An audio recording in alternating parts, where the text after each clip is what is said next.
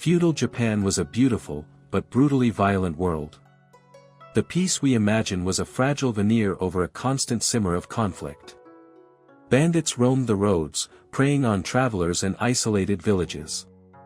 Local conflicts could erupt without warning, turning neighbors against each other. Daimyo, powerful lords, constantly vied for land and supremacy, their ambitions crushing anyone in their path. In this world, every mistake carried a heavy price. If a samurai failed his lord, he committed seppuku, ritual suicide. It was a violent, agonizing end, but it was considered honorable. It preserved his family name and his status. But if a peasant failed, if you couldn't pay your rice tax or you broke a minor law, there was no ritual. There was no dignity. You simply starved in the dirt, or you were discarded. If you failed, no one would remember you at all. Your existence was a flickering candle in a hurricane of political ambition. By sunset of your first day, you would finally understand the reality that the woodblock Prince Hyde, feudal Japan was beautiful from a distance, but merciless up close. And the terrifying part? This was only the beginning. In the Edo period, there was no innocent until proven guilty. If you were accused, the burden of proof was often on you, and the methods used to extract a confession were nightmarish. The legal system operated on the principle of collective responsibility. If you committed a crime, your family was punished. Your neighbors were punished. Your entire village could be held accountable for your single moment of weakness. This turned every person around you into a spy. Your best friend wasn't just a companion, they were a guardian of the state, forced to watch you out of fear for their own life.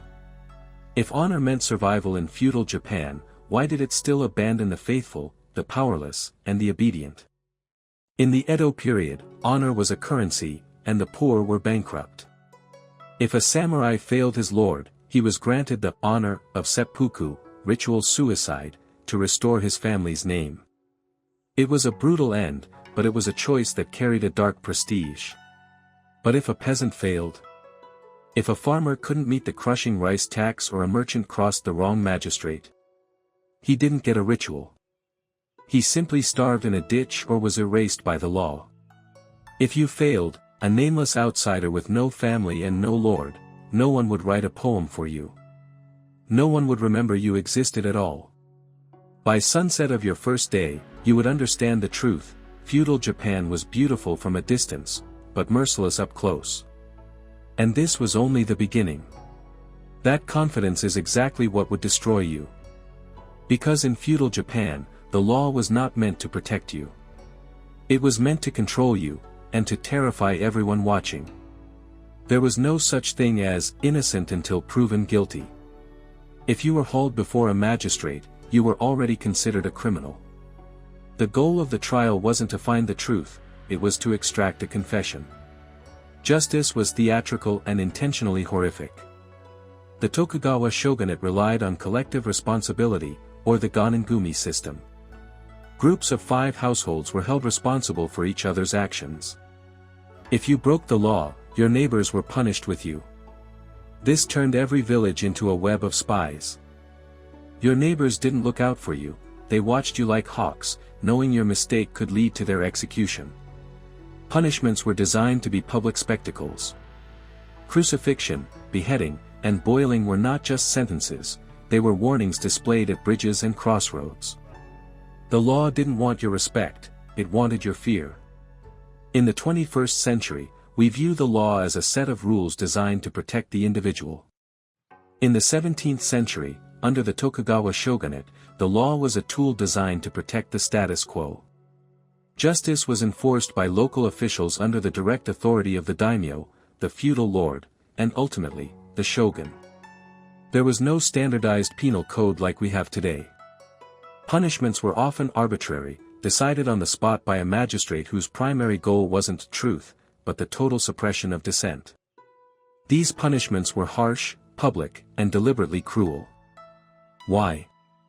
Because the shogunate understood a dark psychological truth: fear worked better than fairness. If one person suffered publicly in the town square, 1,000 others would obey silently in their homes. Public agony was the most effective form of propaganda. If you were brought in for questioning, don't imagine a sterile room with a detective and a tape recorder. In feudal Japan, interrogation did not mean questioning. It meant pain. The legal system required a confession for a conviction in most capital crimes. But they didn't wait for you to offer it voluntarily. Torture was a standardized, legally sanctioned part of the judicial process. One of the most common methods was Ishi-daki, or stone pressing. The suspect would be forced to kneel on a serrated wooden platform. Then, one by one, massive slabs of granite, each weighing nearly 100 pounds, were piled onto their thighs. As the weight increased, the serrated wood would bite into the shins while the heavy stones crushed the muscles. This continued until bones cracked or internal organs began to fail. If that didn't work, there was ebazime, or the shrimp press. The victim's arms and legs were tied behind their back in a way that forced the body into a cramped, agonizingly tight crouching position. Ropes were tightened until they cut into the flesh, restricting blood flow. Victims were left like this for hours, sometimes days, in a state of constant, pulsing torment. Here is the most terrifying part: confessions obtained under torture were considered valid. Truth didn't matter. Compliance did. The magistrate didn't care if you were actually a thief or a spy, he cared that the records showed a closed case and a punished criminal. Once the pain became too much and you gasped out a yes, even if it was a lie, your fate was sealed. There was no recanting. There was no, I only said it because they were crushing my legs. In the eyes of the shogun, you had spoken your guilt, and the law would now take its final, bloody toll. Once a sentence was passed, the state moved from the private torture chamber to the public stage. Execution in feudal Japan was a theatrical performance designed to imprint the power of the law onto the minds of the masses. Depending on the severity of your crime, your end could take several forms. Beheading, the standard execution for commoners. Crucifixion, Haratsuk reserved for the most serious crimes, such as killing a master or a parent. The victim was tied to a cross and pierced with spears in front of a crowd. Boiling, Kamiyuta, a rare but legendary punishment for high-level arsonists or famous bandits. The bodies were often left on display at the city gates or on busy bridges for days. They were warnings in the wind. For the people of Edo, passing a row of severed heads on the way to the market was a daily reminder of the price of a single mistake. This is why the people you see on the street don't look you in the eye. This is why they don't help the stranger who is being dragged away by the guards. In a system where justice is without mercy, compassion is a liability. If you defend the accused, you become the accused. If you speak out against the magistrate, you become the next one on the serrated board. Executions were not hidden. They were events. And if you were standing in the crowd on your first day in this era, you wouldn't just be an observer. You would be a student of fear. If honor defined justice, why did feudal Japan turn public executions into spectacles for crowds to watch and cheer? When the drum began to beat at the execution grounds, life in the city didn't stop, it pivoted. Merchants paused their haggling. Farmers dropped their tools. Villagers were not just permitted to attend, they were often expected to. Even the children watched. To a modern mind, this seems barbaric. But to the shogunate, it was essential pedagogy. Watching death reminded everyone of their place in the wa, the great harmony of the state. It was a visual contract: obey, and you live. Disobey, and this is your final stage. The atmosphere wasn't always somber. It was a grotesque festival. Street vendors would sometimes sell snacks nearby. People would gossip about the crime. It was the ultimate reality TV of the 17th century, where the stakes were literally life and death. The most common end for a commoner was kubikiri, or beheading. On the surface, it was meant to be quick. A skilled executioner, often from a specific hereditary caste, aimed to sever the head in a single, fluid strike, leaving a small flap of skin at the throat so the head wouldn't roll away and soil the ground. But humans are fallible, and even the best steel can catch. If the blade was dull or the executioner's aim was off, the strike wouldn't go through. He condemned would scream, trapped in a half-severed state, while the crowd watched in a mixture of horror and fascination. The executioner would have to strike again, and sometimes again, until the job was finished. For the audience, the skill of the executioner was a topic of intense debate. A clean kill was respected, a messy one was a story told for weeks. If you were a rebel, a traitor, or a killer of your own parents, beheading was considered too. This wasn't the crucifixion you might know from Western history. In Japan, victims were tied to a T-shaped or double-barred cross. Then, two executioners would stand on either side with long, triangular-bladed spears. They didn't aim for the heart immediately. They began by thrusting the spears through the sides of the ribcage, crisscrossing the blades through the lungs and body. They would do this repeatedly, avoiding vital organs to prolong the agony. Sometimes it took minutes. Sometimes it took days. The victim would hang there, gasping for air as their lungs filled with blood, suspended in front of the public eye until the very last spark of life vanished.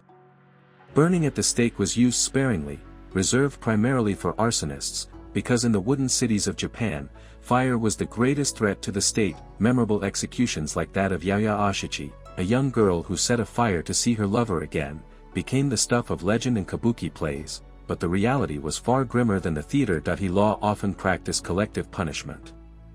If a crime was severe enough, an entire family could be punished for one member's mistake.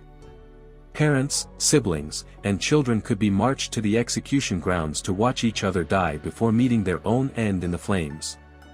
The smell of burning wood and flesh would hang over the city for hours. You don't forget these images.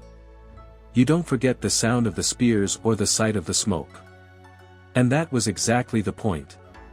By the time the sun sets on your first day, you realize that the beauty of the shrines and the elegance of the tea ceremonies are just one side of the coin. The other side is the red-stained dirt of the execution ground.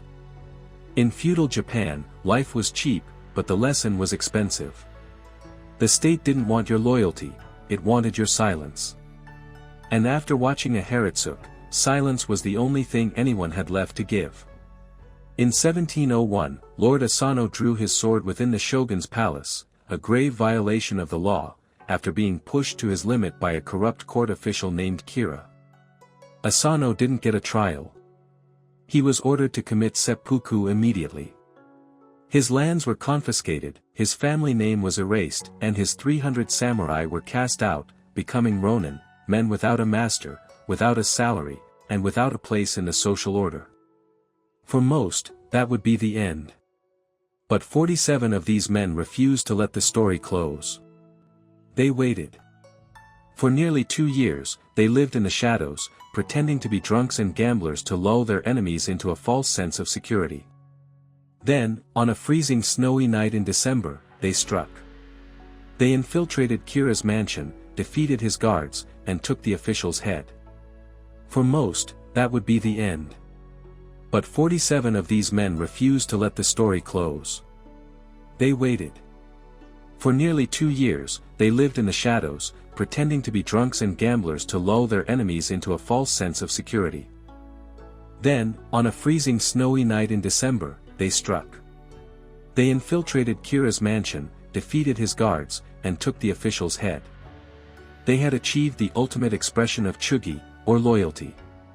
By the standards of the samurai code, they were the highest examples of virtue. They marched through the streets of Edo, placed Kira's head on their master's grave, and turned themselves in. They expected to be seen as heroes. The public certainly saw them that way. But the shogunate? The shogunate saw a problem. The law was absolute.